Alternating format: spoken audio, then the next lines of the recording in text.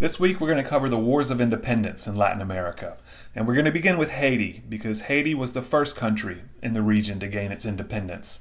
And it's also significant because the Haitian Revolution was the largest and most successful slave revolt in history. And it had repercussions all throughout the region. It scared landowners and elites all throughout Latin America. And as you can see on the map here, Haiti is the western third of Hispaniola, and it was by 1659 when the French had managed to take control of the western third of the island. Spain had neglected that part of the island, and little by little the French were able to take over it. And they named their new colony Saint-Domingue. And within a few decades, they would turn Saint-Domingue into a giant sugar plantation, and it would become the most valuable colony in the French Empire.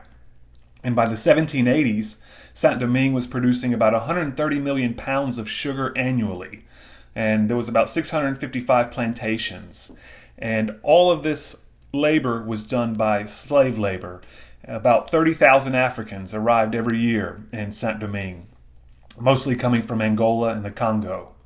And slaves comprised about 90% of the colony's population. Whites made up only a small minority of Saint-Domingue's population. And Saint-Domingue, as I mentioned, it would be an extremely valuable colony, and it exported more sugar than all of the other colonies in the Americas combined. And work in the cane fields was brutal, and the mortality rate of slaves was very high. Long work days, back-breaking work in the cane fields, you're swinging a machete, which can obviously be dangerous, and easily cut yourself and have open wounds, and you're working in the fields where there's fire ants that could enter those wounds. So slave work was very brutal. And during the harvest in particular, slaves worked around the clock because you had to get the cane to the mill so it could be processed into sugar very quickly. And for merchants and planters, it was cheaper to continue buying and importing expensive slaves than it was actually to care for them.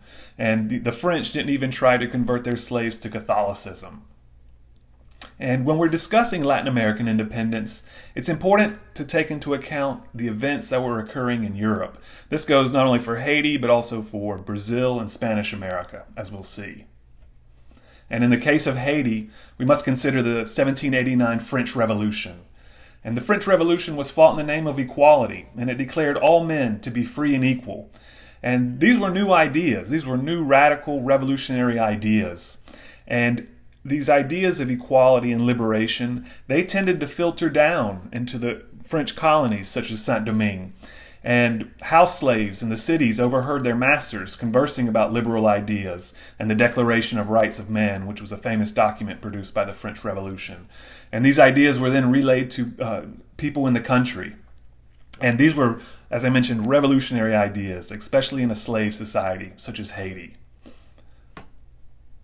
Then, in August 1791, some 40,000 slaves revolted, and within 10 days, they had taken control of the entire northern region of the colony.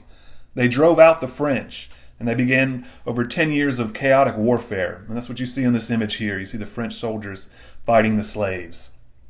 And the slaves would get revenge on their former masters. They would take control of cities, and they would sack the cities, and the whites in Saint-Domingue had always feared this because they were so outnumbered by the slaves, and slaves tortured, raped, mutilated, and massacred their former masters. And within weeks, the number of slaves who joined the revolt climbed to 100,000. And a year later, in 1792, they had taken control of pretty much most of the colony. And then Britain and Spain, who were France's rivals, they became involved in this conflict as well. And Britain and Spain, they started to supply the slaves with arms, ammunition, medicine, food, military advisors, and naval support. So it was an international campaign against France. And the fighting continued to drag on.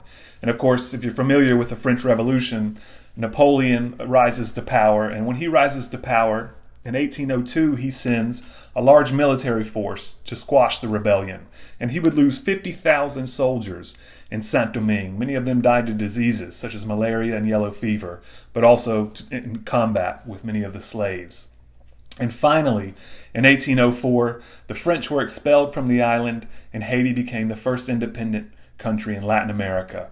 And slavery was abolished, and slaves were free, and Many retreated to not growing sugarcane for export, but instead to subsistence agriculture, just growing food for themselves. And after independence in Haiti, politics remained chaotic, and there was an international campaign to isolate Haiti because in the North American British colonies and all throughout Latin America, elites feared another Haiti. They feared that the upheaval that occurred in Saint-Domingue could also occur in other slave societies throughout Latin America. And we will continue to discuss the Haitian Revolution in the Dominican Republic Reader. That's one of the things I like about the Dominican Republic Reader, is that it includes a lot of readings on Haiti, because of course the conflict's going to spill over into the other part of the island. And so what I wanted to do in these lectures, by the way, is just give you a brief overview of events and let you know some of the essential information that you'll need to know, particularly for the midterm exam, and we'll use the readings to go into more depth about what we're reviewing here in the lectures.